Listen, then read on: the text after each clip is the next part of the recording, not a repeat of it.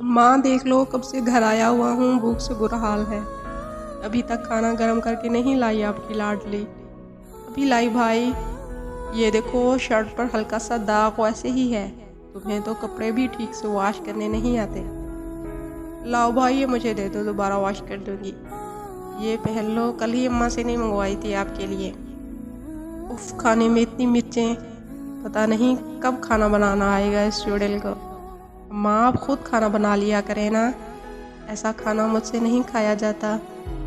अम्मा बोली, बेटा यहाँ बनाना सीख जाएगी तो ससुराल में भी अच्छा बनाएगी, इसलिए इससे बनवाती हूँ सब।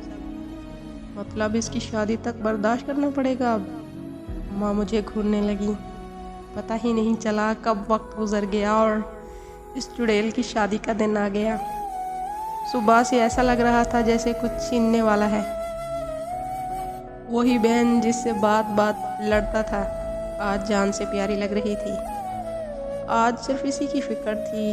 फिर रुखसती के टाइम खुद बच्चों की तरह रोते देखा। यूँ लग रहा था दुनिया लुट गई हो। हर वक्त बहनों से लड़ लड़ के, मगर जब यूँ वक्त आता है जैसे जिस्म से जान ही निकल जाती है।